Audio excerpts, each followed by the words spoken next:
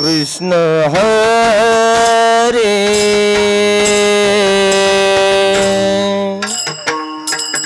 जय जय राम कृष्ण हरे जय जय राम कृष्ण हरे राम कृष्ण हरे जय जय राम जय जय राम कृष्ण हरे जय जय राम कृष्ण हरे जय जय राम कृष्ण हरे जय जय राम कृष्ण जय जय राम कृष्ण हरे जय जय राम कृष्ण जय जय राम कृष्ण हरे जय राम कृष्ण हरि जय जय राम कृष्ण हरे जय जय राम कृष्ण जय जय राम कृष्ण हरे जय जय राम कृष्ण हरि जय जय राम कृष्ण हरे जय जय राम कृष्ण हरि जय जय राम कृष्ण हरे जय जय राम कृष्ण हरि जय जय राम कृष्ण जय जय राम कृष्ण जय जय राम कृष्ण हरे जय जय राम हरि हरि जय जय राम कृष्ण हरे जय जय राम जय जय राम कृष्ण हरे जय जय राम जय जय राम कृष्ण हरे जय जय राम जय जय राम कृष्ण हरे जय जय राम कृष्ण हरि जय जय राम सुंदर राते ध्यान उभे विठेवारी सुंदर राते ध्यान उभे विठेवारी सुंदर निधान उभे विठेवारी सुंदर निधान उभे विठेवारी सुंदर राते ध्यान उभे विठेवारी सुंदर राते ध्यान उभे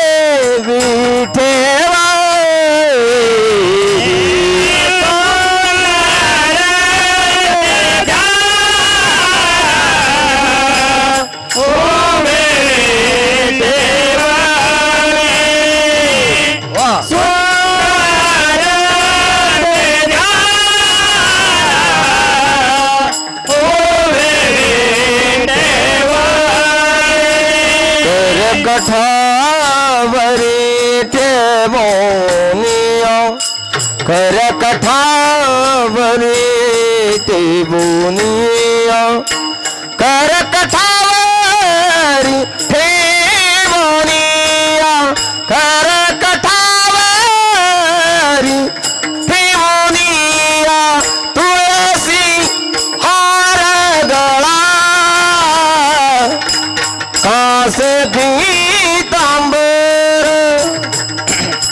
तुळसी हार गळा कासे पीतांबर तुळसी हार गळा काजे पीतांबर तुळसी हार गळा काजे औंधे निरंतर हे चिदान आवडे निरंतर आवडे निरंतर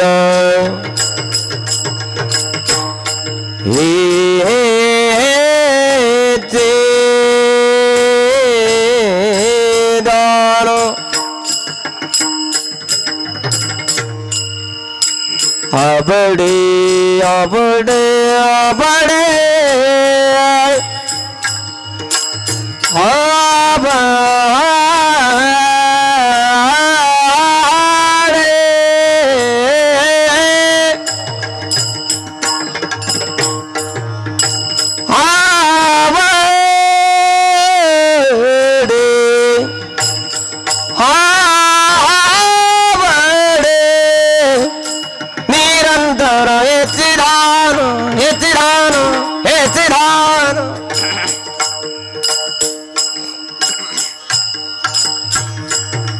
आवडे निरंतर हे चिदान आवडे निरंतर हे चिदान तुळसी हार गळाओ कासे पीतांबर तुळसी हार गळाओ कासे पीतांबर निरंतर हे चिदान आवडे निरंतर हे चिदान तुळसी हार कासे पीतांबर तुळसी हार गळाओ कासे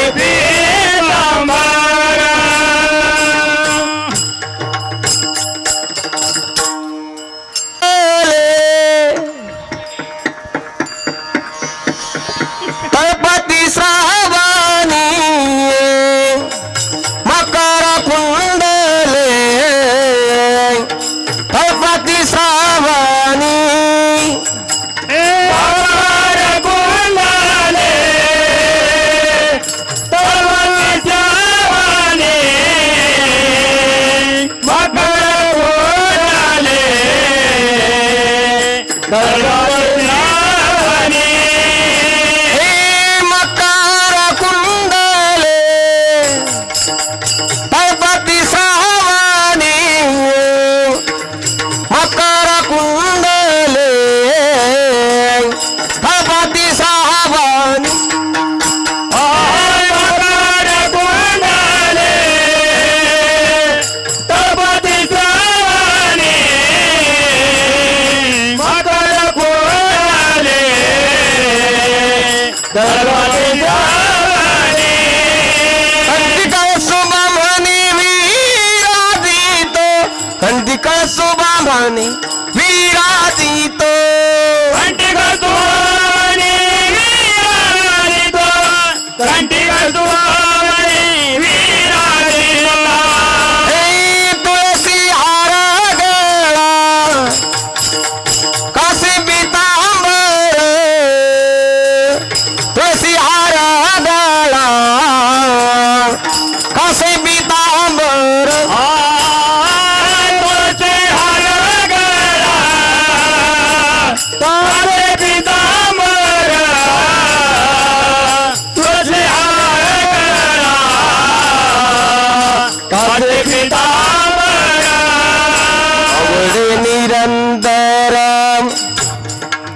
हे चिदान दान आवडे आवडे निरंतर हे चिदान आवडे निरंतर हे चिदान तुळसी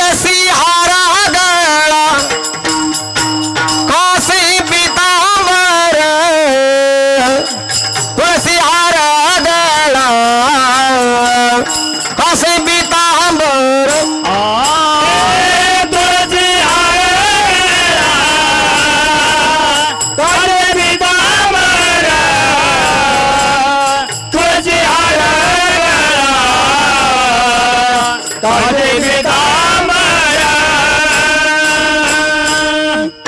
असे पितांबर माझे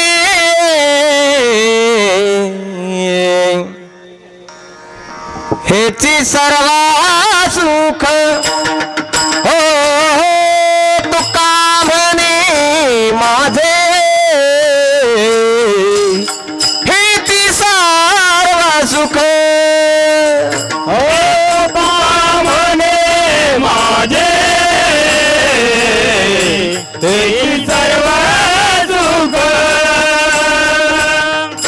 तुका म्हणे माझे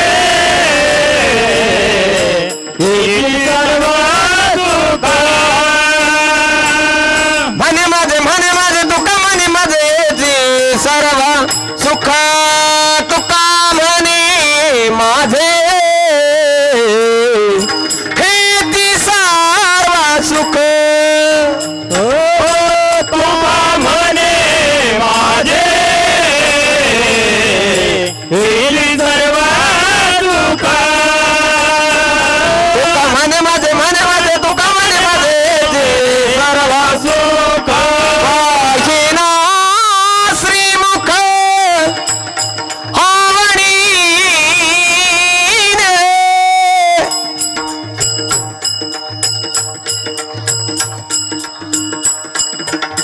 पाहिना श्रीमुख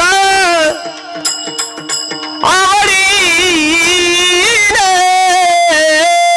तुळसी हार गळा कसे पितांबर तुळसी हार गळा कसे पितांबर हे तुझे हारला ताजे पितांबर तुझे हारला ताजे पितांबर आवडी निरंतर येती राणू आवडी निरंतर येती राणू आवडे निरंतर हेती दान आवडे निरंतर हेती धान तुळसी हार गळा कासे पितांबर तुळसी हार गळा कासे पितांबर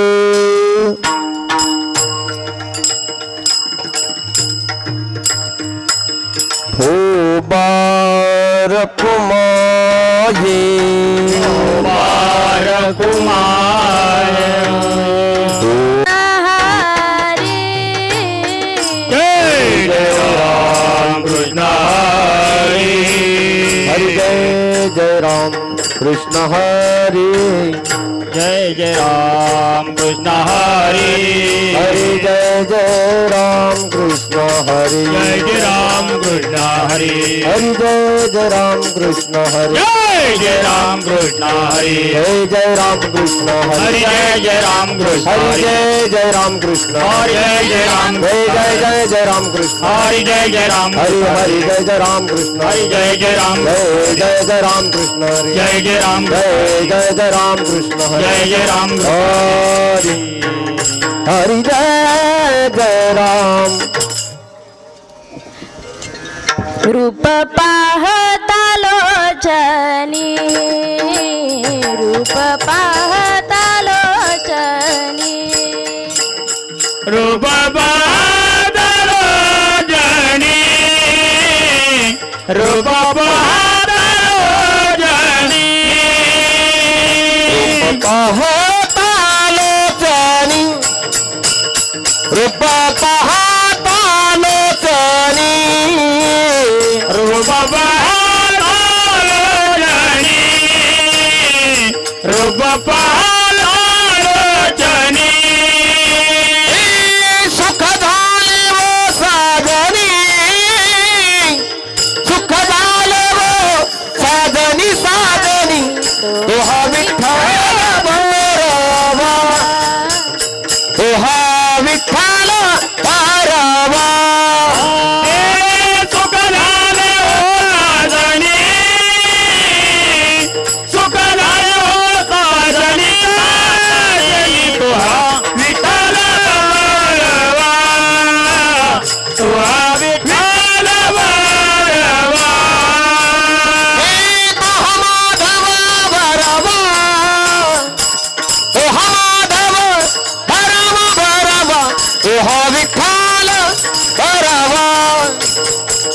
विठ्ठल भरवा तो माधव भैरवा,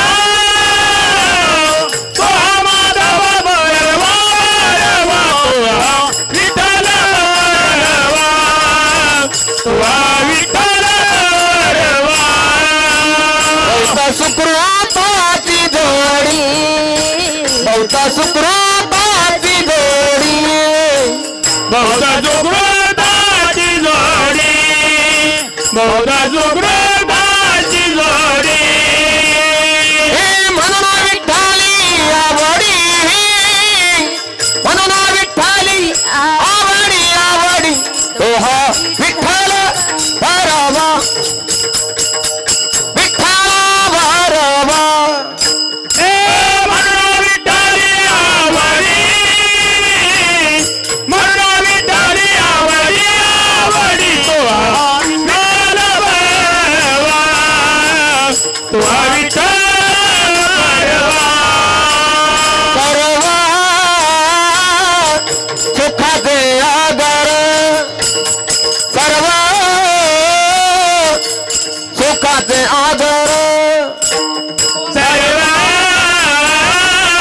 सुखाचे आगर, सर्व सुखाचे आगर. हे बापर कुमा देवीवर देवीवर बापर कुमा देवीवर देवीवर तो हा विठ्ठल भरवा तो हा विठ्ठल भरवा बापर कुमादेवीवर, बापर कुमादेवीवर तो विठ्ठल भरवा, तो विठ्ठल भरवा. तो हा माधव भरवा चला तो हा माधव भरवा भरवा भरवा भरवा भरवा तो हा विठ्ठल भरवा तो हा विठ्ठल भरवा तो माधव भरवा, तो माधव भरवा, तो विठ्ठल भरवा, तो विठ्ठल भरवा, विठ्ठल भरवा, विठ्ठल जय भरवा. जय राम कृष्ण हरे जय जय राम कृष्ण, हरि हरि जय जय राम कृष्ण हरे जय जय राम कृष्ण हरे, जय जय राम कृष्ण हरे जय राम कृष्ण, जय जय राम कृष्ण हरे जय राम कृष्ण, जय जय राम कृष्ण हरे जय राम कृष्ण, जय राम कृष्ण हरे राम कृष्ण, जय जय राम कृष्ण हरे जय जय राम कृष्ण हरे, जय जय राम कृष्ण हरि जय जय राम कृष्ण हरि जय जय राम कृष्ण हरि जय जय राम जय जय राम कृष्ण हरे, जय जय राम कृष्ण, जय जय राम कृष्ण हरे, जय जय राम, हरि हरि हरि जय जय राम जय जय जय जय जय राम. म्हणता गंगा गंगा वाचे म्हणता गंगा गंगा, वाचे म्हणता गंगा गंगा वाचे म्हणता गंगा गंगा. सकळ दोष सकळ दोष जाती भंगा सकळ पापे जाती भंगा सकळ दोष भंगा, सकळ दोष जाती भंगा, सकळ दोष जाती भंगा, सकळ दोष जाती भंगा. दृष्टी पडता ब्रह्मगिरी दृष्टी पडता ब्रह्मगिरी, दृष्टी पडता ब्रह्मगिरी दृष्टी पडता ब्रह्मगिरी. त्यासी नाही अमापुरी त्यासी नाही अमापुरी त्याची नाही यमापुरी त्याची नाही यमापुरी त्याची नाही यमापुरी त्याची नाही यमापुरी उषावरता करिता स्नान उषावरती करिता स्नान उषावरता करिता स्नान उषावरती करिता स्नान त्याचे वैकुंठी राहणे त्याचे वैकुंठी राहणे त्याचे वैकुंठी राहणे त्याचे वैकुंठी राहणे त्याचे वैकुंठी राहणे त्याचे वैकुंठी राहणे दृष्टी पडता ब्रह्मगिरी दृष्टी पडता ब्रह्मगिरी दृष्टी पडता ब्रह्मगिरी दृष्टी पडता ब्रह्मगिरी त्याची नाही यमापुरी त्यासी नाही यमापुरी त्याची नाही यमापुरी त्याची नाही यमापुरी त्याची नाही यमापुरी त्याची नाही यमापुरी नाम म्हणे प्रदक्षिणा नामामध्ये प्रदक्षिणा नामा म्हणे प्रदक्षिणा नामामध्ये प्रदक्षिणा त्याच्या पुण्य नाही नाही गणना त्याच्या पुण्या नाही गणना त्याच्या पुण्य नाही त्याच्या पुण्य नाही गणना त्याच्या पुण्य नाही गणना त्याच्या पुण्य नाही गणना दृष्टी पडता ब्रह्मगिरी दृष्टी पडता ब्रह्मगिरी दृष्टी पडता ब्रह्मगिरी दृष्टी पडता ब्रह्मगिरी त्याची नाही यमापुरी त्याची नाही यमापुरी त्याची नाही यमापुरी त्याची नाही यमापुरी त्याची नाही यमापुरी त्याची नाही यमापुरी विठोबा रखुमाई जय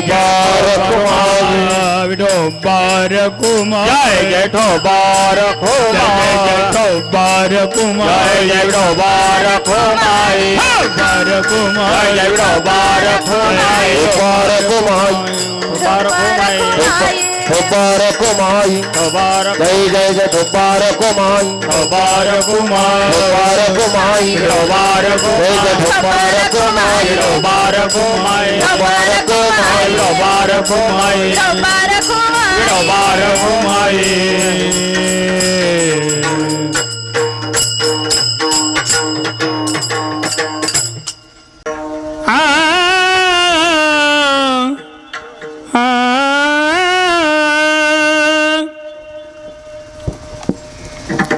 वाचे मनता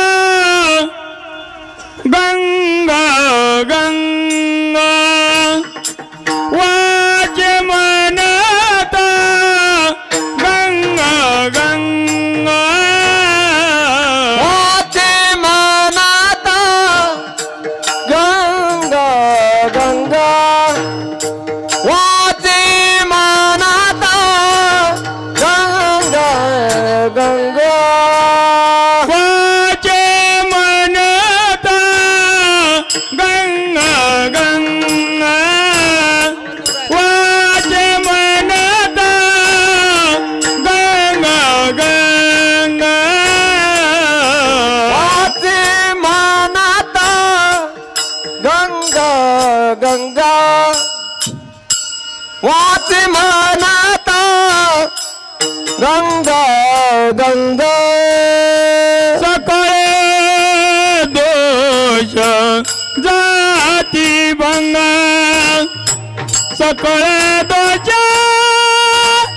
जाती भंगा सकळे दोष जाती भंगा वाचे दृष्टी पडता ब्रह्मगिरी दृष्टी पडता ब्रह्मगिरी सकळ पाप जाती भंगा सकळ दोष जाती भंगा सकळ दोष जाती जाती बंगा सकळ दोष जाती बंगा दृष्टी पाडता ब्रह्मगिरी दृष्टी पाडता ब्रह्मगिरी वाचे मनता गंगा गंगा वाचे मनता गंगा गंगा वाचे मनता गंगा गंगा वाचे मनता गंगा गंगा सकळ दोष जाती बंगा सकळ दोष जाती बंगा सकळ दोष जाती बंगा वाचे दृष्टी पडता ब्रह्मगिरी दृष्टी पडता ब्रह्मगिरी सकळ दोष जाती बंगा सकळ दोष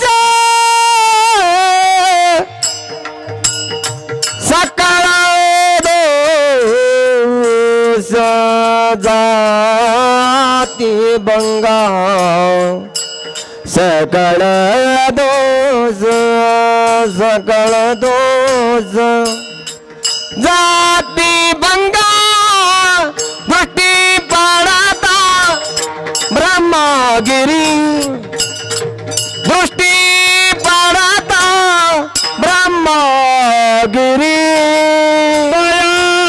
दयानाई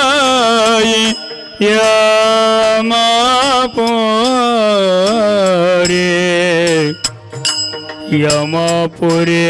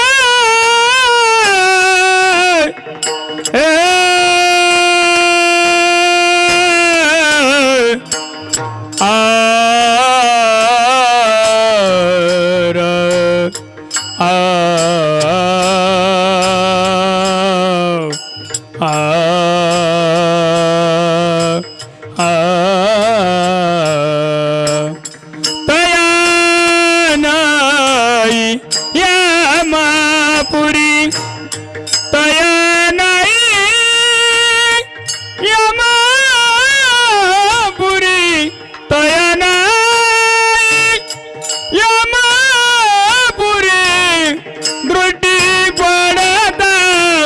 ब्रह्मगिरी दृष्टी पडता ब्रह्मगिरी या नाही यमापुरी तो या नाही साठी लावू द्या थोडा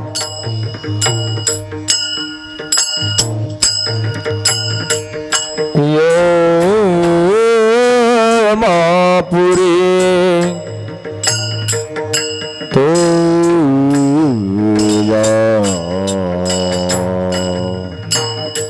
तो या नाही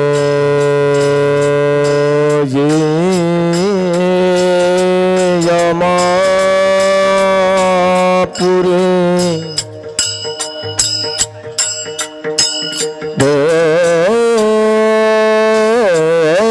या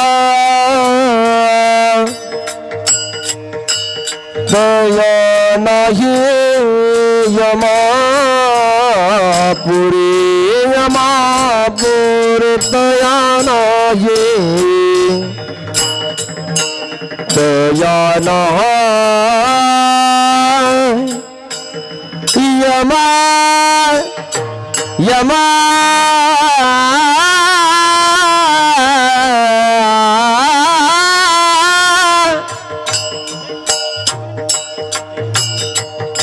दया नाही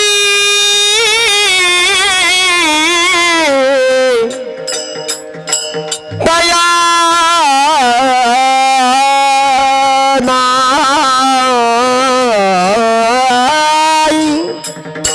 यमापुरी यमापुरी दया नाही यमापुरी यमापुरी दया नाही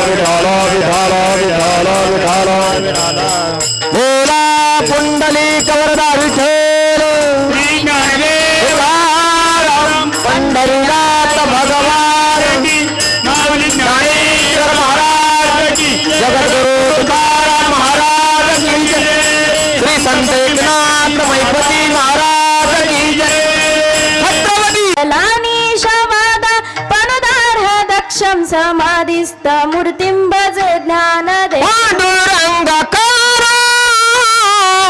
प्रथम नमन पांडुरंगाकार प्रथम नमन प्रथम नमन प्रथम नमन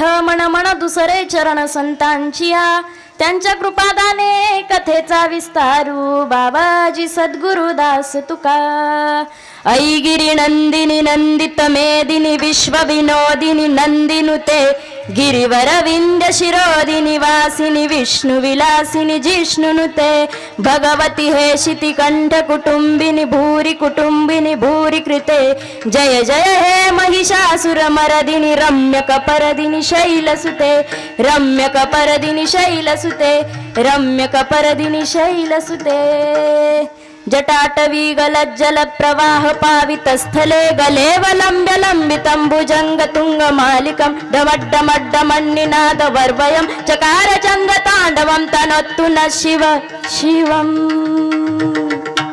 कैलासराना शिवचंद्रमोळी फणींद्र माथा मुगुटी झळाळी कारुण्य सिंधू भव दुःखहारी तुझ वीन शंभो मज कोण तारी चले आओ जी पवन कुमार बदारारी कीर्तन में चले आओ जी पवन कुमार बदारारी कीर्तन में चलो आओ जी पवन कुमार बदारी कीर्तन में चलो आओ जी पवन कुमार बदारी कीर्तन में राम जी को लाना लखन जी को लाना राम जी को लाला लखन जी को लाला राम जी को लाना लखन जी को लाना राम जी को लाला लखन जी को लाला चले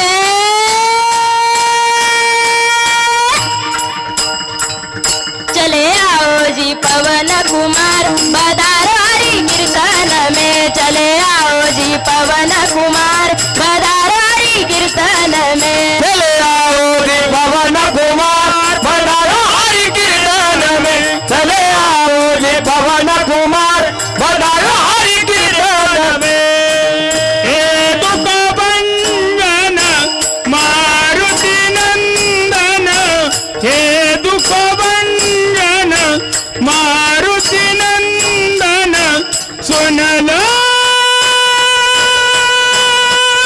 मेरे पुकार पवन सुत विनती बारंबार पवन सुत विनती बारंबार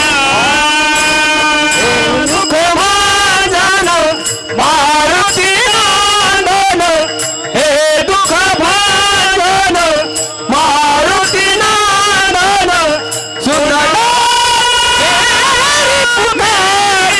पुकार पवन सुत विनती बारंबार पवन सुत विनती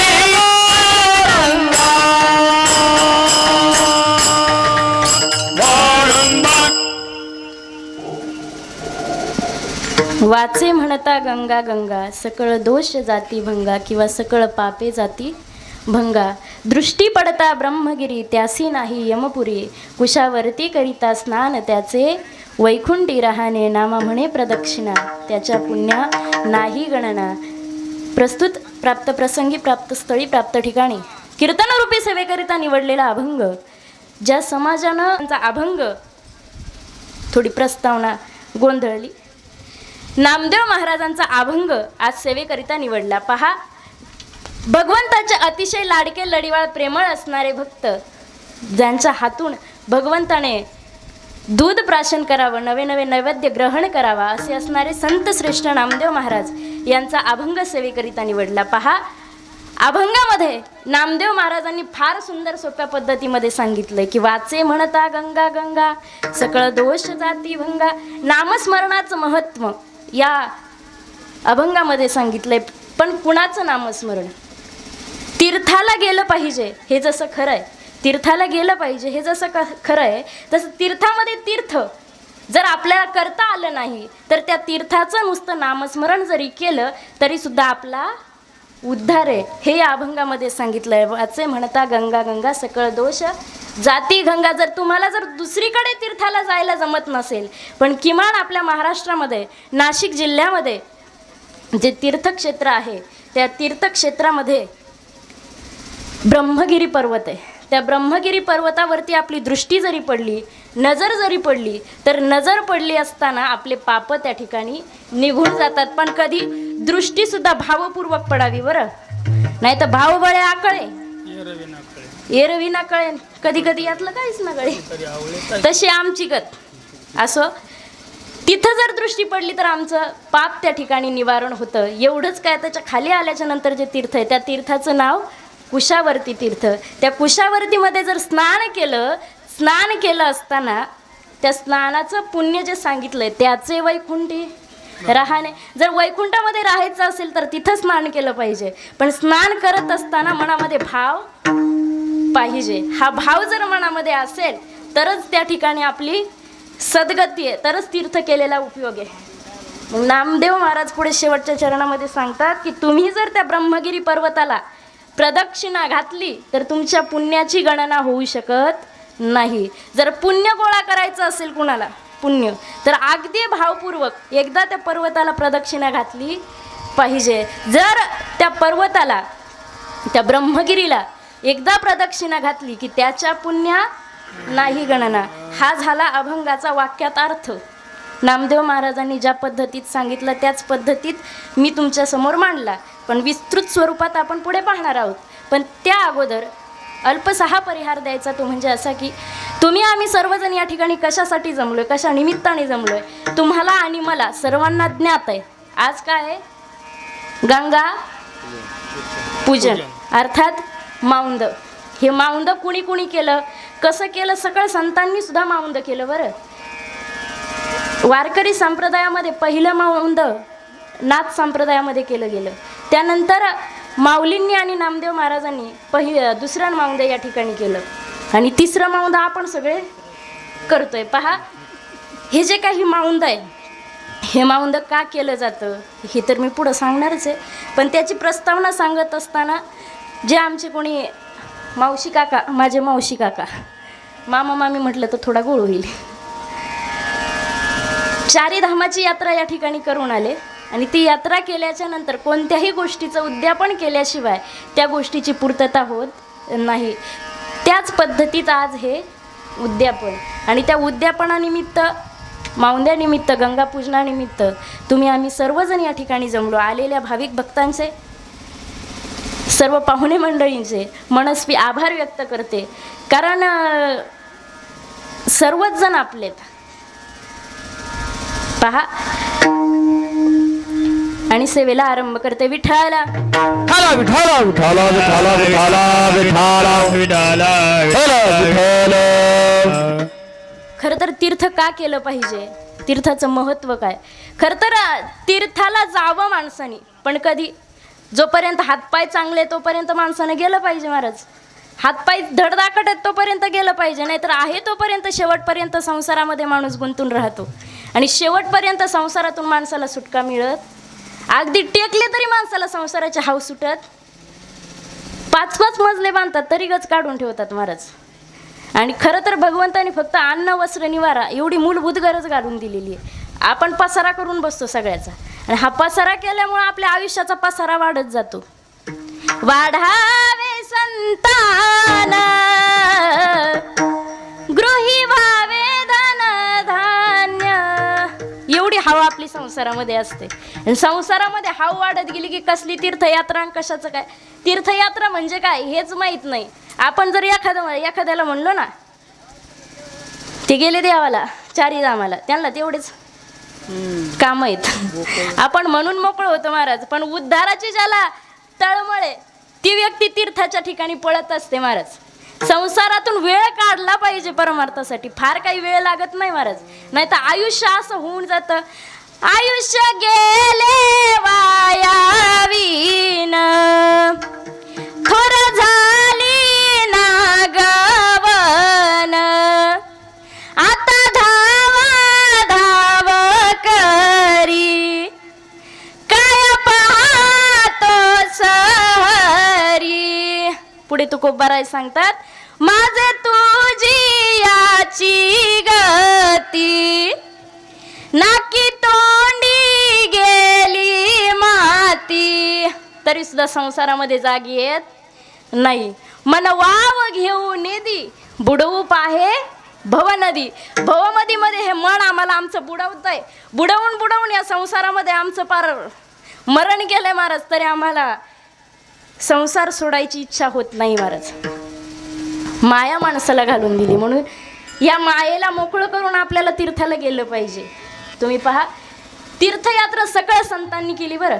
संतांनी सांगितलं, संतांनी जरी सांगितलं असलं ठाईचं बैसोनी करा एक चित्त, आवडी आनंद आळ बाबा, पण तरी सुद्धा तीर्थव्रत नेम भावे विना सिद्धी. तीर्थ करायचं पण कसं, पूर्ण भावपूर्ण. ते तीर्थ जर भावपूर्वक असेल तर त्याचा आपल्याला फलित आहे. हे फलित जर मिळवायचं असेल तर तीर्थ करत असताना सुद्धा फळाच्या आशेनं जर केलं तर फळ सहजासहजी मिळत नाही. म्हणून तीर्थ करत असताना आम्ही तीर्थाला चाललो, आम्ही तीर्थाला जाऊन आलो, या गोष्टीची वाच्यता करायची नसते. एखादा माणूस जर 8-15 दिवस पंढरपूरमध्ये राहिला, महिनाभर अख्खं गाव जाम करतं. ती पंढरपूरमध्ये होतो, पांडुरंगाची सेवा करीत होतो, देवाचं नाव घेत होतो, असं करीत होतो, तसं करीत होतो. मी दिंडीला गेलो, इथं एवढं येईन तिथं तेवढं ये. दिंडीवरून आलेल्या माणसांची गत पाहिजे महाराज, आणि तीर्थाला गेलेल्यांचं विचारायचंच नाही. तीर्थ केल्याच्या नंतर काय फलित मिळतं ना, हे ऐका. तीर्थ म्हणजे काय, ही जी गंगेची जी पूजा होती, ही कुणी साधी सुधी गंगा नाही बरं. आपल्याकडं म्हणतात गंगेची पूजा, एका अर्थाने उच्चारण्याजोगती ती गंगा नाही आहे महाराज. फार श्रेष्ठ असणारी गंगा आहे. 3 पिढ्या सगर राजांच्या गेल्या तेव्हा ती गंगा धरतीवरती आली. ही गंगा साधी सुधी नाही, आणि ती गंगा नुसती धरतीवरती आली आणि ती गंगा आज त्यांच्या मार्फत आपल्यापर्यंत पोहोचली. म्हणून हे गंगापूजन. हे गंगापूजन करत असताना त्याच्यावरती सुद्धा आपली श्रद्धा पाहिजे ना. आपले म्हणतात काय ते पाटील साहेबाची इथं पाण्याची पूजा आहे, मग सकाळचा स्वयंपाक बंद ठेव, गायांचं आवरून घे, 12 वाजता जेवण आहे, त्या पाण्याच्या पूजेला नाही जाणं व्हायचं पण जेवायला तरी. बाकीचे काय विचार करतात जे जाणकार आहेत ते, नाही किमान आपलं पूजेला जाणं झालं, किमान प्रसादाला तरी. गंगा ही कोणी साधी नाही बरं, ब्रह्मदेवाच्या कमंडलूमधून आलेली ही गंगा आहे. आता तिचा इतिहास पाहिला तर फार मोठा आहे. सगर नावाचा राजा, त्या सगर नावाच्या राजाच्या 2 पत्न्या होत्या. गंगा धरतीवरती कशी आली, त्याच्या 2 पत्न्या होत्या. एका पत्नीला काहीही मूलबाळ नव्हतं आणि दुसरीला सुद्धा काही मूलबाळ नव्हतं, पण तपश्चर्या केली कोणी, सगर राजांनी. सगर नावाच्या राजानं तपश्चर्या केली. त्याचं फलित असं झालं की एका स्त्रीच्या पोटातून एक कुंभ जन्माला आला आणि एका स्त्रीच्या पोटातून एकच मुलगा जन्माला आला, त्याचं नाव अंशुमन.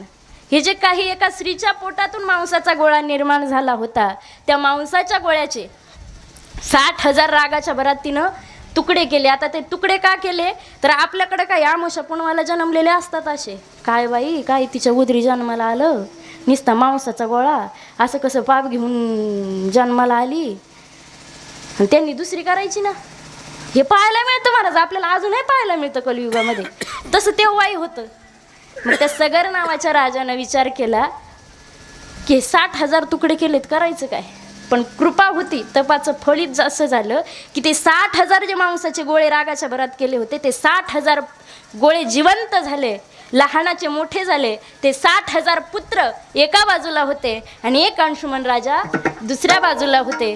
हा असणारा सगर राजाचा संसार. पण हा संसार चालत असताना 60,000 पुत्रांनी आपल्या सगर राजाला सांगितलं, आपल्या वडिलांना सांगितलं, पिताश्री 60,000 पुत्र असताना तुम्हाला इथे राहायची काय गरज, स्वर्गाचं इंद्रपद तुम्हाला सहज आम्ही मिळवून देऊ शकतो, पण त्यासाठी काय करावं लागेल, अश्वमेध यज्ञ करावं लागेल. तो अश्वमेध यज्ञ जर तुम्ही केला, अश्वमेध यज्ञ केल्याच्या नंतर 100 यज्ञ पूर्ण झाल्याच्या नंतर तुम्हाला स्वर्गातलं इंद्रपद मिळणार आहे. आता ही चर्चा चालू झाली सगर राजाच्या घरी. मग सगर राजाने सांगितलं की आता माझी काही हरकत नाही, कारण मी तसाही रिटायरमेंटला आहे म्हणे. मग चालेल म्हणे. अश्वमेध नावाच्या यज्ञाची तयारी चालू झाली आणि तो यज्ञ आरंभ झाला. 99 यज्ञ पूर्ण झाले. पण आता शेवटच्या यज्ञाच्या वेळेला देवेंद्रांना काळजी पडली, आपलं पद जातं की काय. कळलं, त्याला कळलं शेवटच्या यज्ञाच्या वेळेला देवेंद्रांना काळजी पडली, देव इंद्र असं म्हटले मी स्वर्गातले, त्यांना काळजी पडली की आपलं इंद्रपद जातं की काय, म्हणून त्यांनी काय केलं, जो काही अश्व होता यज्ञाचा तो अश्व चोरला आणि कपिल मुनींच्या पाताळामध्ये आश्रमामध्ये नेऊन तो बांधला. ऐकताय ना, आपण कशाची पूजा करतोय त्याच्याबद्दल सांगते. तो अश्व तिथं नेऊन बांधला. आता हा अश्व तिथं नेऊन बांधला, पण 60,000 पुत्रांची चलबिचल झाली. 99 यज्ञ पूर्ण करस तोपर्यंत अश्व होता आणि शेवटच्या यज्ञाला अश्व गेला कुठं, प्रश्न पडला. कोणीतरी खोड केली, हे लक्षात आलं. स्वर्ग पाहण्यात आला, भूलोक पाहण्यात आला, आता फक्त राहिलं होतं पाताळ. 60,000 पुत्रांना किती दिवस गेले असतील तो अश्व शोधायला, विचार करा. 100वा यज्ञ करायचा होता, अश्व काही सापडत नव्हता. 60,000 पुत्रांची तळपायाची आग मस्तकाला गेलेली होती आणि त्या आगीत अश्व शोधत होते. तो अश्व पाताळामध्ये जाण्यासाठी जिथून त्यांनी जागा केली होती त्या जागेतून आतमध्ये गेले. तिथं कपिल मुनी तपश्चर्येला बसलेले होते. कपिल मुनी तपश्चर्या करत असताना तिथे तो अश्व त्यांना दिसला आणि ते नाना पद्धतीत बोलू लागले. वरी भगवा केला, नामे अंतरी वश केला, कामे नाना पद्धतीत त्यांची निंदा करू लागले. बरं, निंदा केली यात नवल नाही. आहे त्या आसनाला आसनस्थ असताना, ध्यानस्थ असताना त्या जागेला आग लावून दिली. 60,000 पुत्रांनी आग लावून दिली. कुणाला, एका तपस्वी व्यक्तीच्या आसनाला त्या ठिकाणी आग लावून दिली. आग लावल्याच्या नंतर शरीराचा दाह होऊ लागला. कपिल मुनींनी डोळे उघडून पाहिलं तर 60,000 पुत्र समोर उभे होते. प्रश्न न विचारता क्षणार्धात भस्मांकित झाले. किती जण? 60,000 लोकच भस्मांकित झाले. फक्त एक नजर पाहिल्याच्या नंतर. आम्ही नजरेनं सांगू थकून जातो, महाराज पुढं सारखं आमचं कुणीच ऐकत नाही. त्यात घरचा महाराज असल्यावर ऐकतीच नाही. पहा, तपश्चर्या होती तेवढी. त्या तपाचं फलित 60,000 पुत्र भस्मांकित झाले. 60,000 पुत्र भस्मांकित झाले. इकडे सगर नावाच्या राजाला काळजी पडली. कुठं गेले? अंशुमनाला सांगितलं, अंशुमना जरा शोध घे.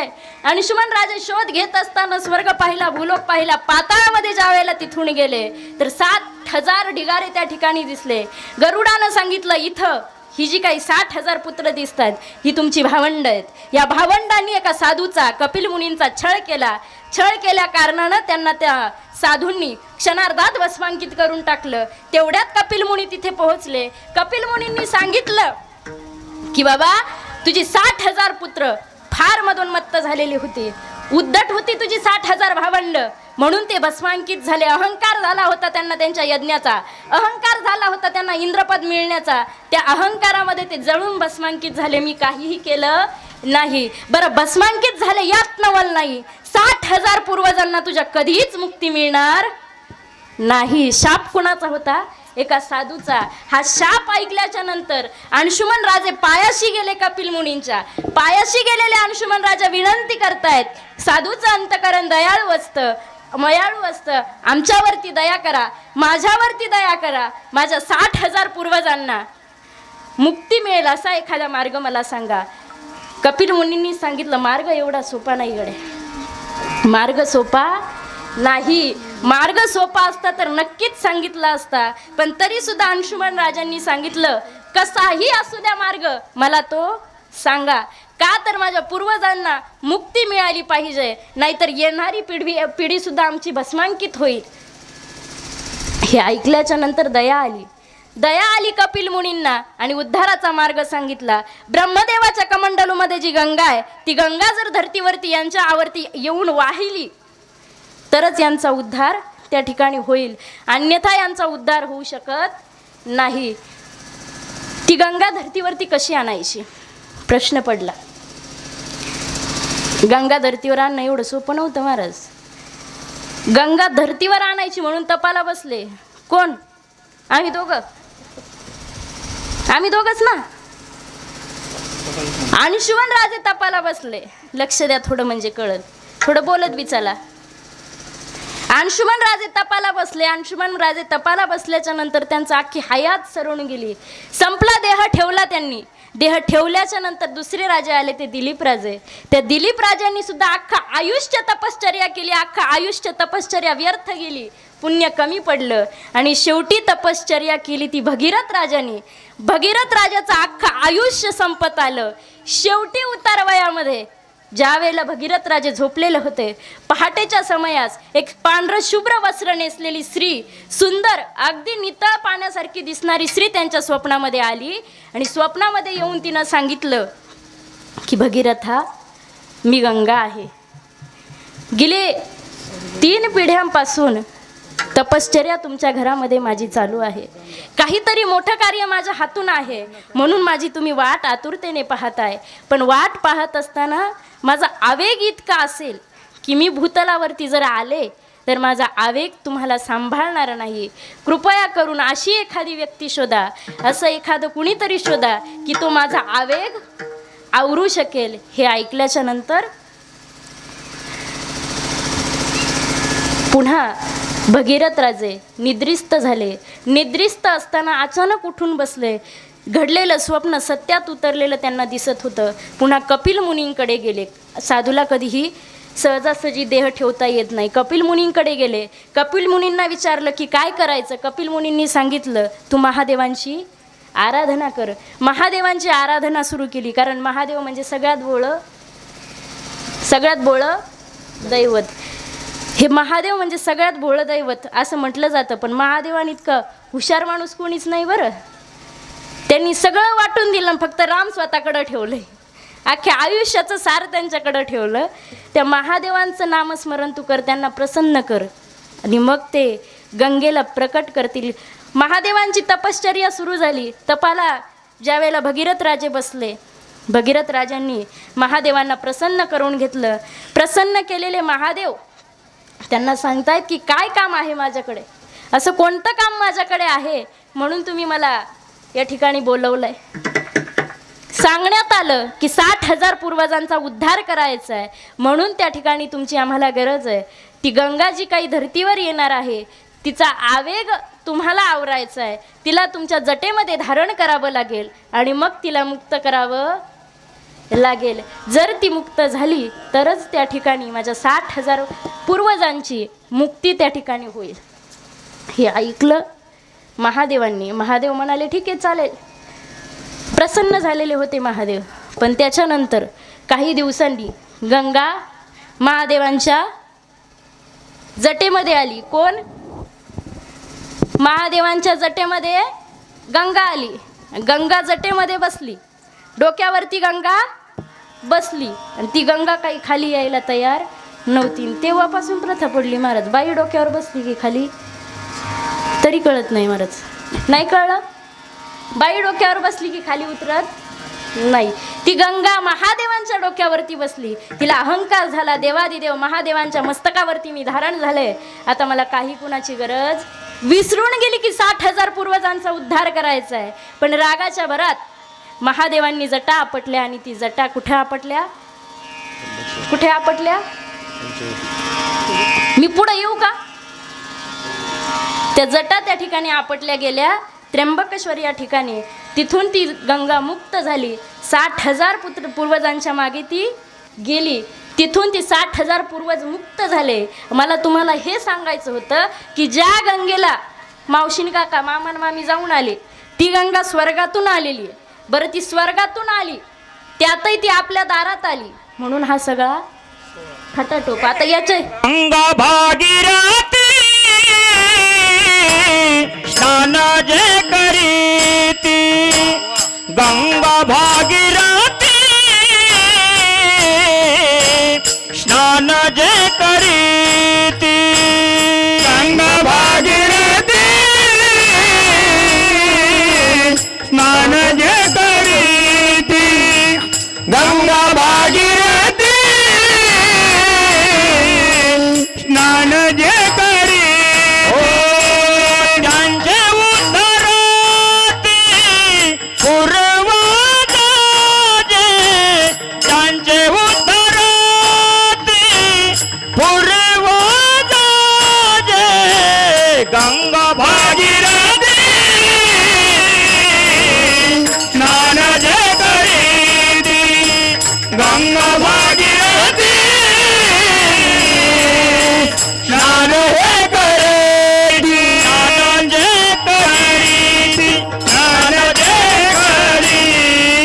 गंगा भागीरथी स्नान जे करीती.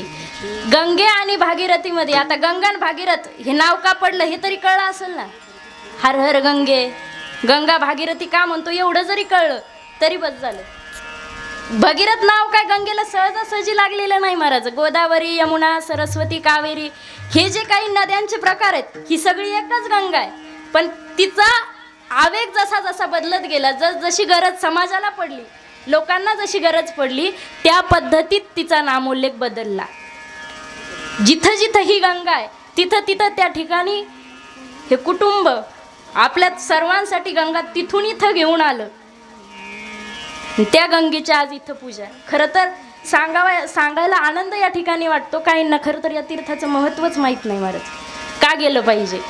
नुसतं नामस्मरण केलं तरी सुद्धा फार फलित आहे महाराज. पूर्वीच्या काळी लोक फार काही शिकलेले नव्हती, पण एखादा अर्धा श्लोक त्यांना यायचा महाराज गंगेचा. आणि गंगेचा श्लोक म्हणत असताना तुम्ही अजूनही बरेच वयात असणारी माणसं जे आता 50-60च्या घरामध्ये आहेत, आंघोळ करताना हर हर गंगे गंगे भागीरथी, किंवा एखाद्या कोणाला श्लोक येतोय गंगे च यमुने चैव गोदावरी सरस्वती नर्मदे सिंधू कावेरी जलेस्मिन सनिंदिं करू, हा श्लोक म्हणतात. का माहितीये? ती गंगा जे काही आपण पाणी अंगावरती घेतोय त्या पाण्याला आपण गंगेचं स्वरूप देतोय. म्हणून पूर्वीच्या काळी लोक निरोगी होती. का तर गंगेची आंघोळ त्यांना रोज मिळत होती. पूर्वीच्या काळी लोक नदीवर जायची महाराज आंघोळीला, नदीवर जायची गंगेची आंघोळ व्हायची म्हणून. पण त्याच्यानंतर नदी लोप पावली. नदीनंतर लोकांनी घरामध्ये गंगा लय आणलं, त्याला गंगालय म्हणायचं. पण आपल्या गंगाळ्या लोकांनी त्याचं गंगाळा करून टाकलं, गंगालयाचं गंगाळा करून टाकलं महाराज. तेही लोप पावलं. आणि त्याच्यानंतर आता बादल्या आल्या. आता काही दिवसांनी अजून काय प्रोसेस बदलती, शॉवर आलेत. आता काय पद्धत बदलेल सांगताच येत नाही महाराज. अशी काळानुरूप माणसाची गंगा घराजवळ आहे, ती गंगा आपल्याला ओळखता आली पाहिजे.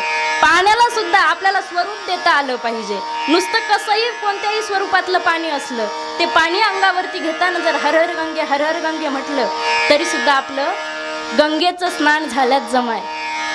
पहा, जी काही गंगा आहे ही गंगा, तिचं महात्म्य फार मोठं आहे.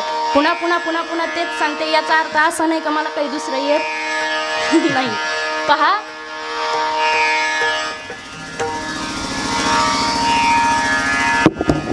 विठाला विठाला विठाला विठाला विठाला विठाला विठाला विठाला विठाला विठाला विठाला.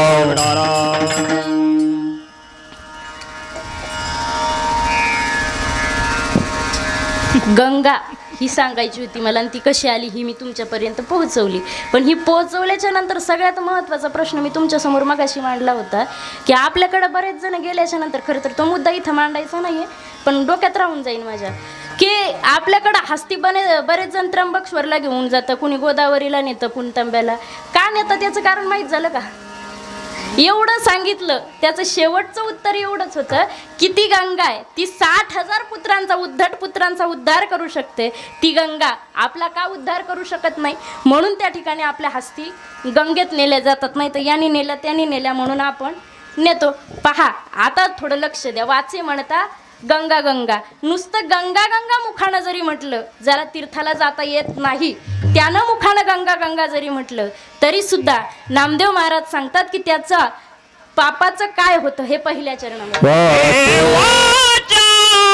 म्हणते गंगा गंगा वाचा, म्हणते गंगा गंगा वाचे, म्हणते गंगा गंगा वाचे, म्हणते गंगा गंगा वाचा, म्हणते गंगा गंगा वाचा, म्हणते गंगा गंगा वाचा, म्हणती गंगा गंगा वाचा, म्हणती गंगा गंगा वाचा, म्हणते गंगा गंगा सकळ दोष जाते भंग.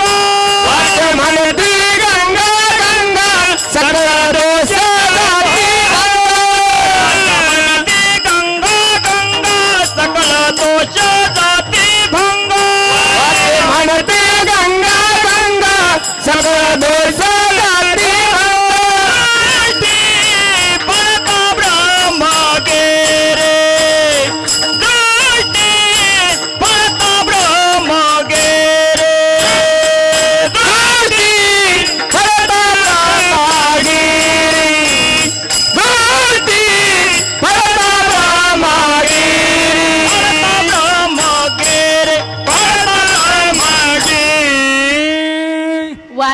म्हणता गंगा गंगा सकळ दोष जाती भंगा. कधी गंगेचं नामस्मरण केलं तर, पण ते नामस्मरण सुद्धा मुखामध्ये आलं पाहिजे. नाही तुम्हाला गंगेचं नामस्मरण जमत, साधं विठ्ठल विठ्ठल म्हणा, नाही तुम्हाला ते जमत, मग काय करता? खुरपं घ्यायचं आणि खुरपायचं, एवढंच आम्हाला जमतं. याच्या पलीकडं आम्हाला जमत नाही महाराज. पण जमणं फार सोपं आहे महाराज. संतांनी सांगितलंय की कामामध्ये काम काही, कामामध्ये काम, कामामध्ये काम, कामामध्ये काम, काम कामामध्ये काम, कामामध्ये काम, हरे राम, हरे राम.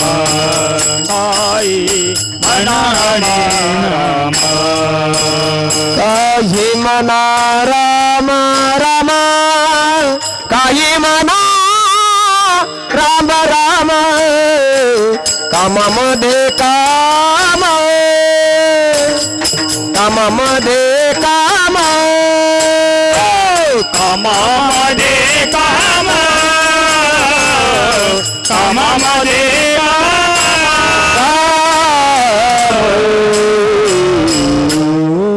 कामामध्ये काम काही म्हणा राम राम. राम राम कामामध्ये म्हणता येतं महाराज. म्हणून पूर्वीचे काळी लोक भेटले की लांबून राम राम करायचे, लांबून जय हरी करायचे. आता पद्धत बदलत चालली महाराज. हाय हॅलोचा जमाना आला.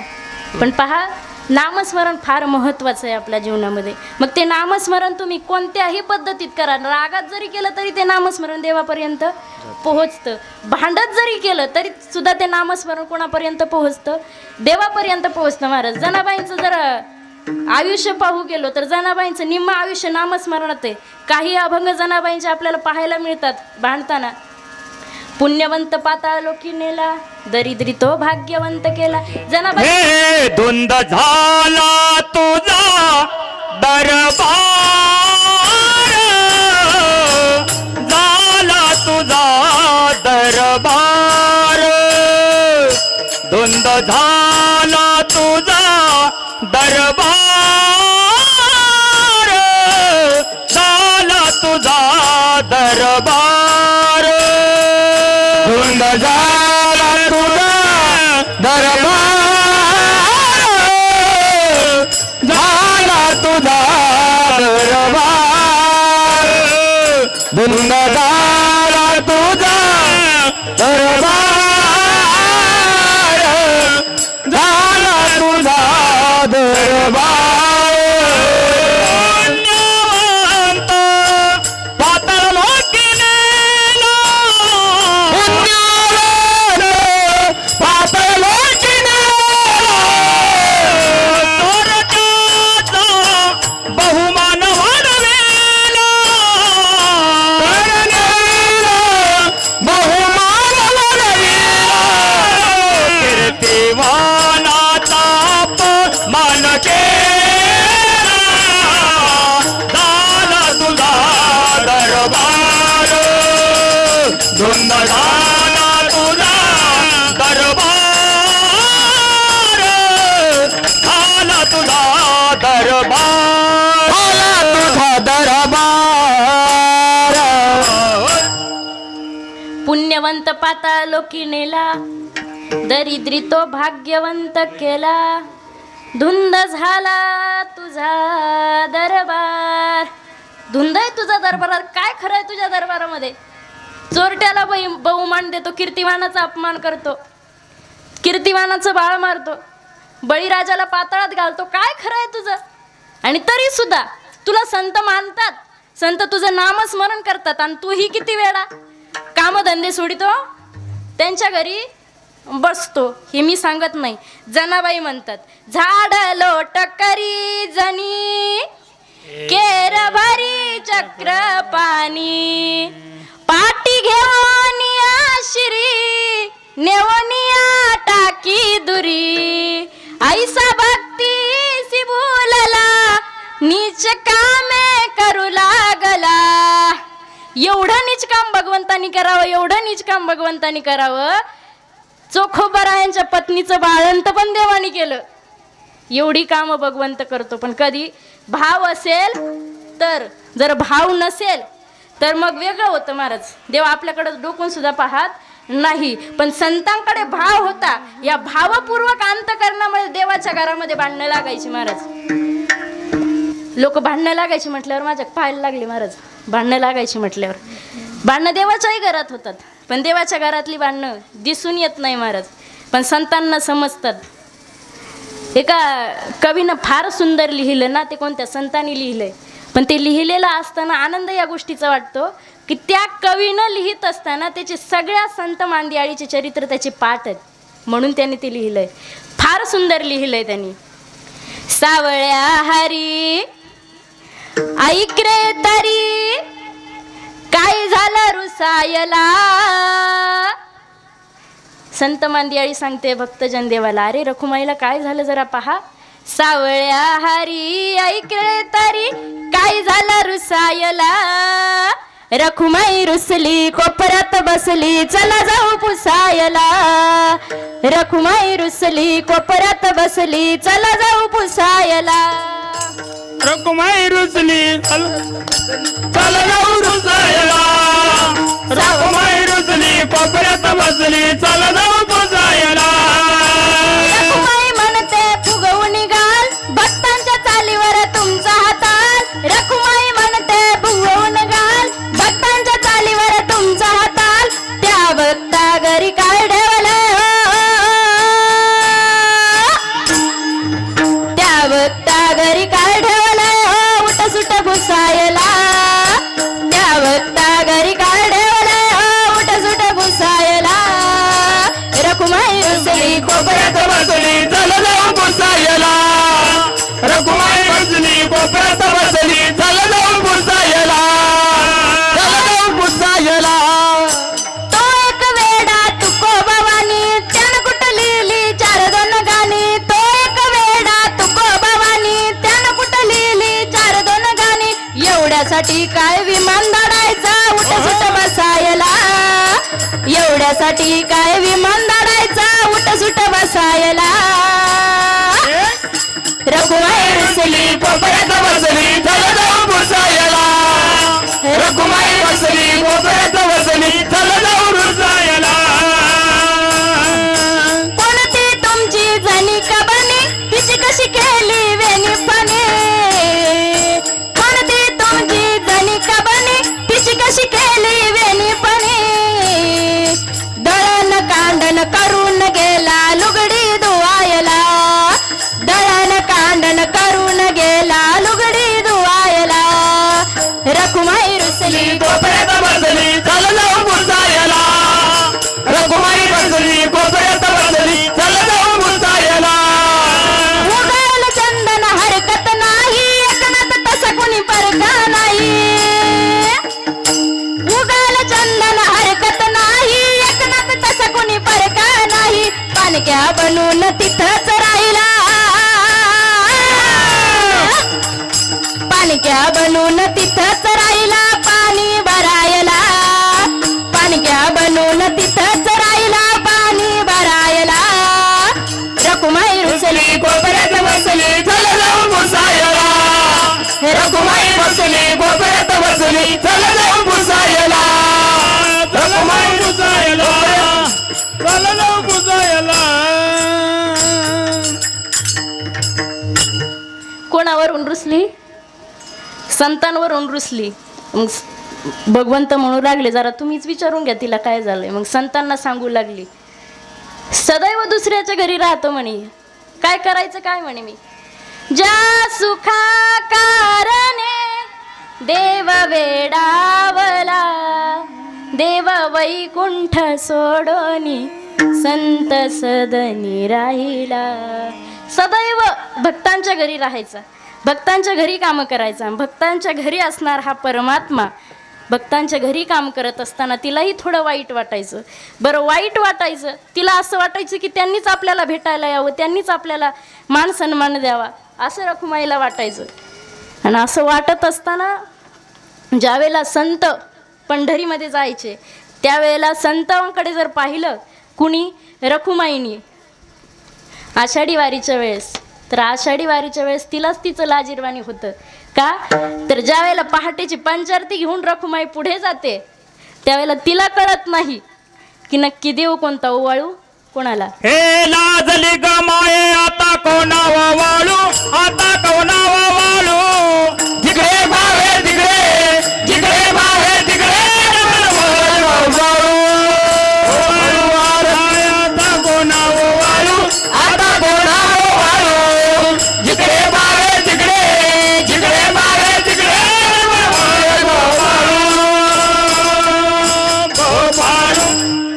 जिकडे तिकडे भगवंत आहे महाराज. मग आता तुम्ही म्हणता न तुम्ही आताच सांगितलं की तीर्थाला गेलं पाहिजे ना, आम्हाला म्हणता जिकडे तिकडे भगवंत आहे. विठ्ठला जळी स्थळी बारला रीता ठाव नाही उरला. मग जळी स्थळी देवे मग तीर्थाला कशाला जायचं. पण तीर्थाला याच्यासाठी जायचं की आपण जे पाऊल पुढे टाकतो ते पाऊल पुढे टाकत असताना जर रामनाम म्हटलं, विठ्ठलाचं नाव घेतलं, भगवंताचं नामस्मरण घेतलं तर पापे जळती कोट्यानु कोटी. आणि सगळ्यात महत्वाचं सांगू, सगळ्यात सोपं, तीर्थ केले कोट्यानु कोटी नाही देखिली पंढरी. पण या परिवाराच्या बाबतीत आनंदाची गोष्ट सांगाविषयी अशी वाटते की दरवर्षी पंढरीची वारी. आणि देवानं आता सद्बुद्धी अशी दिली की आता पंढरपूर बास झालं, आपला पंढरीचा विठुराय आपला घरी आला, आता एकदा सगळीकडून फिरून यावं. जवळ हे सकळ सिद्ध आहे हाताचा लावया पाहे, तव तू आपुले स्वहित पाहे, तीर्थयात जाय चुकू नको.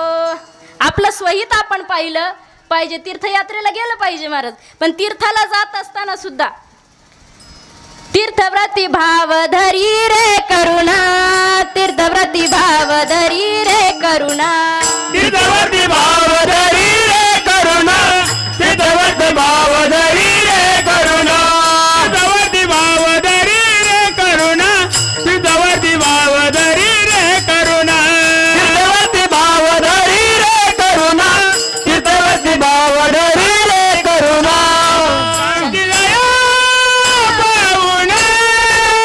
हरी करी, हरी करी,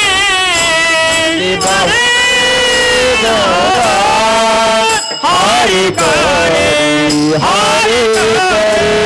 हरी मुखे म्हणा, हरी मुखे म्हणा, हरी मुखे म्हणा, हरी मुखे म्हणा, हरी मुखे म्हणा, हरी मुखे म्हणा, हरी मुखे म्हणा, हरी मुखे म्हणा, हरी मुखे मना, हरी मुखे मना, हरी मुखे मना, हरी मुखे मना, हरी मुखे मना, हरी मुखे मना, हरी मुखे मना, हरी मुखे मना, मना. तीर्थव्रती भाव धरी रे करुणा, शांती दया पाहुणा हरी करी. शांती रूपानं पाहुणा आपल्या घरी येतो आणि तो पाहुणा आपल्या घराची राखण करतो, तेही आयुष्यभर. पहा हरिपाठामध्ये दुसरा एक पाहुणा सांगितलाय, कोणता? यमाचा पाहुणा प्राणी होय, यमाचा पाहुणा प्राणी होय. हरिविन जन्म नरकाची पै जाणार. हरिविण जर आपला जन्म व्यर्थ जाणार असेल तर तो यमाचा पाहुणा आहे महाराज. तुमचं नामचं काय? तुम्ही ना आम्ही सगळे यमाचे पाहुणे आहेत. सगळे सगळे सोयरे तिथं भेटणार आहेत आपण. पण भेटत असताना कोणती सद्गती आपल्याला मिळाली पाहिजे, या हेतून आपण भेटलं पाहिजे महाराज. सद्गती मिळवायची जर असेल तर आपल्याला भगवंताला मिळवण्याची आस तळमळ असली पाहिजे महाराज. तीर्थाला का जायचं सांगू? संसार करत असताना आपलं परमार्थामध्ये मन लागत नाही लागत, 100% नाही लागत. कारण लहानपणापासून हे माझं ते माझं म्हणण्यामध्ये आयुष्य जातं. सहजासहजी माणसाला सोडता येत नाही लागत मन. जर मन लागत नाही तर माणसानं काय केलं पाहिजे? तीर्थयात्रेला निघालं पाहिजे. बरं, निघाल्याच्या नंतर पुढे जाऊन हा विचार नाही करायचा घरी गाळ्या पिळ्या का, खाद्य चारलं का, पाणी पाजलं का. हा विचार जर आयुष्यभर करत बसलो तर आपण इथंच राहणार आहे महाराज. आणि तीर्थ जर केलं आपण तर आपलं चित्त देवाच्या पायाशी जातं. फार लांब नका जाऊ. नामदेव महाराजांना माहीत होतं की महाराष्ट्रातल्या लोकांना काही फार लांब जाणं शक्य नाही, म्हणून नामदेव महाराजांनी जटेचा आकार ज्या ब्रह्मगिरी पर्वताला आहे, जिथं स्वतः भगवान श्री महादेवांचं वास्तव्य आहे, त्या ब्रह्मगिरी पर्वताला किमान एक तरी प्रदक्षिणा घाला असं कळवळीनं सांगितलं. जर तुम्ही प्रदक्षिणा तिथं घातली तर काय होईल हे अभंगाचं द्वितीय. हे दृष्टी पडता ब्रह्मगिरी, दृष्टी पडता ब्रह्मगिरी,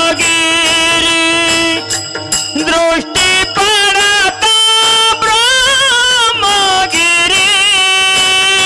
दृष्टी पडता ब्रह्मगिरी, दृष्टी पडता ब्रह्मगिरी, दृष्टी पडता ब्रह्मगिरी,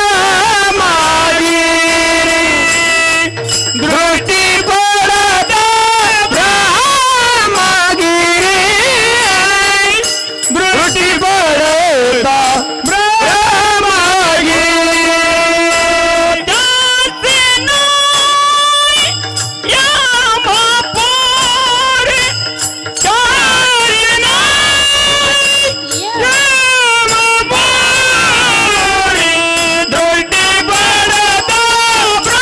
ब्रह्मगिरी.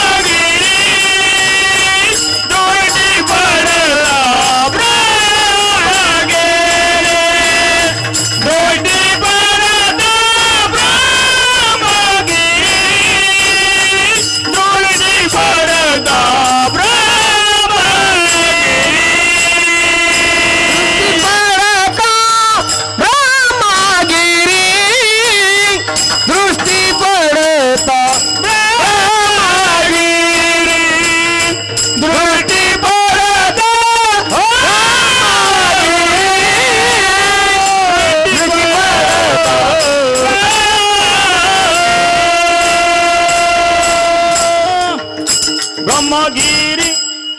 दृष्टी पडता ब्रह्मगिरी त्यासी नाही यमपुरी. नामदेव महाराजांनी सांगितलं की फार लांब तीर्थाला जाणं शक्य नाही ना, मग एकदा तो ब्रह्मगिरीचा पर्वत पहा. त्या ब्रह्मगिरीच्या पर्वतावर तुमची नुसती नजर जरी पडली, भावपूर्वक जर नजर पडली, तर त्यासी नाही यमपुरी तुम्हाला भोगायला लागणार नाही. यमपुरीमध्ये काय साधा त्रास आहे का महाराज?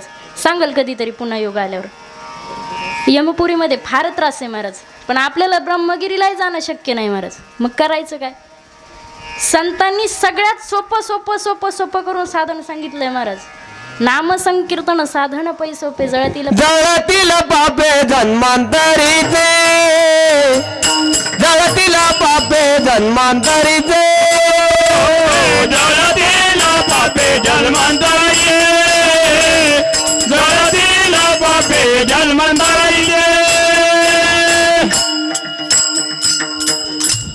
सगळ्यात सोपं साधन सांगितलं ते म्हणजे नामस्मरण. हे नामस्मरण जर केलं तर जिथं यमपुरी आपली मुक्त होणार आहे ती इथंच राहून यमपुरी मुक्त होते. पण त्यासाठी तुम्हाला आणि मला दोन्ही हात वरती करावे लागतात. हात वरती करा. कोणाला कोणाला असं वाटतं की सगळ्यात पहिलं कीर्तन बंद व्हावा? सगळ्यांचे हात वरती आणि मला बी नाही वाटत. जाऊ दे, तुम्हाला वाक्यच नाही कळलं. मी असं म्हटले की कोणाला कोणाला कीर्तन बंद करू वाटत त्यांनी हात वरती करा. असो, पण सगळ्यांनी एकदा मोठ्या प्रेमानं हात वरती करा बरं. आता मी जेवण करून येते, हात वरतीच राहू द्या.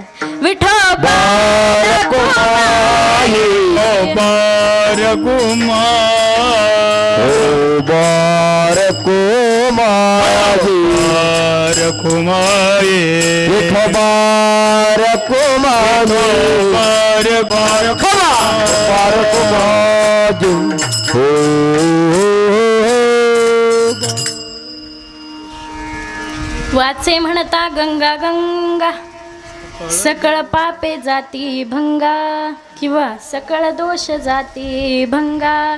दृष्टी पडता ब्रह्मगिरी त्यासी नाही यमपुरी. कुशावरता करिता स्नान त्याचे वैकुंठी रहाणे. दृष्टी पडता ब्रह्मगिरी त्यासी नाही यमपुरी. पहा, प्रस्तुत प्राप्त प्रसंगी गंगा पूजन या कार्यक्रमाकरिता निवडलेला विशेष अभंग सर्वांच्या परिचयाचा असणारा वाचे म्हणता गंगा गंगा नामदेव महाराजांचा हा अभंग. या अभंगावरती जसं जमलं, जसं स्फुरलं, जसं पटलं त्या पद्धतीत विवेचन मी तुमच्यासमोर मांडलं. खऱ्या अर्थानं नामदेव महाराजांच्या या अभंगाचा भावार्थ फार मोठा आहे, फार विस्तृत अभंग आहे. माझ्या अल्पमतीप्रमाणे मी तो तुमच्यासमोर ठेवला. खरं तर नामदेव महाराजांची ख्याती जर पाहू गेलो किती आहे तर आमच्याच्यानं एक बसलेला माणूस उठवत नाही महाराज. पण नामदेव महाराजांची ख्याती, नामदेव महाराजांचा महिमा जर पाहू गेलो तर औंढा नागनाथ या तीर्थक्षेत्राचं नाम आम्ही सर्वांनी ऐकलं आहे. औंढा नागनाथ जे काही तीर्थक्षेत्र आहे, महादेवांचं मंदिर आहे, त्या मंदिरामध्ये ज्यावेळेला नामदेव महाराज गेले होते, सभामंडपामध्ये कीर्तन चालू होतं नामदेव महाराजांचं. कीर्तन चालू असताना समुदाय तिथे समोर बसलेला होता. त्या समुदायासमोर नामदेव महाराज भगवान श्री विठ्ठलांचं चिंतन करत होते, कीर्तन करत होते. कीर्तन चालू झालं पण आतमध्ये महादेवांचा अभिषेकसुद्धा चालू होता. तो अभिषेक चालू असताना त्या ब्राह्मणांना विक्षेप होत होता मंत्र म्हणण्याकरिता. इकडलाही मेळ लागत नव्हता आणि तिकडलाही मेळ लागत नव्हता. त्या ब्राह्मणांना विक्षेप होत होता म्हणून ब्राह्मणांनी बाहेर येऊन सांगितलं की महादेवाच्या मंदिरामध्ये विठ्ठलाचं कीर्तन कशासाठी, विठ्ठलाचं चिंतन कशासाठी, निघून जा म्हणा इथून. लईच कळकळ असेल तर मंदिराच्या पाठीमागे जाऊन कीर्तन करा म्हणे. मंदिराच्या पाठीमागे जाऊन भगवंताचं नामस्मरण, नामचिंतन, नामकीर्तन सुरू झालं. पण हे कीर्तन सुरू झाल्याच्या नंतर शेवटी शिव येतंय. देव परब्रह्म अवघं एकच आहे. हे एक असणारं परब्रह्म ज्या वेळेला ते ब्राह्मण तिथून निघून गेले, दिवसाची रात्र झाली तरी सुद्धा कळालं नाही. या भक्तीला प्रसन्न झाले स्वतः श्री भगवान महादेव.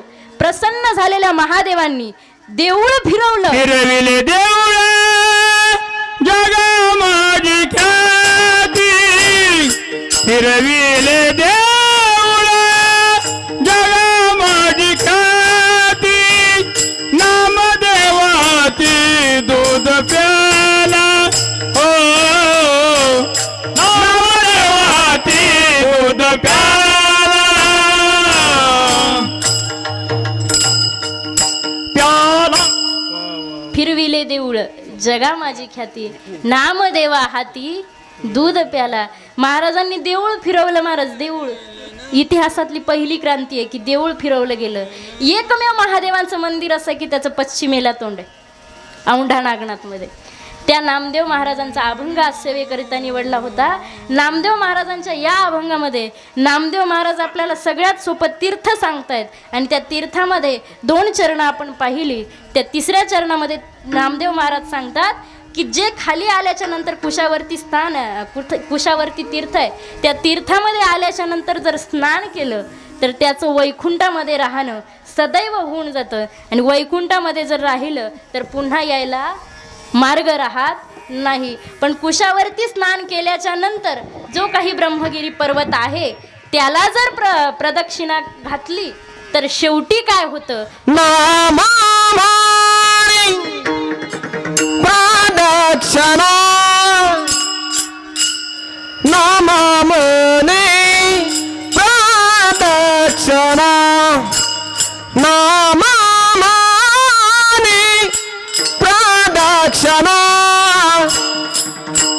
नामामने प्रदक्षिणा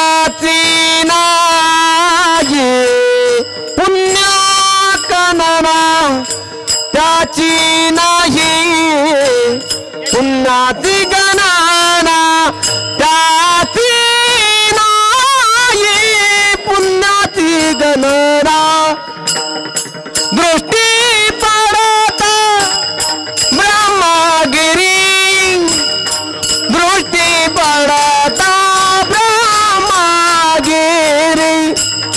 दृष्टी पडता ब्रह्मगिरी दृष्टी पडता ब्रह्मगिरी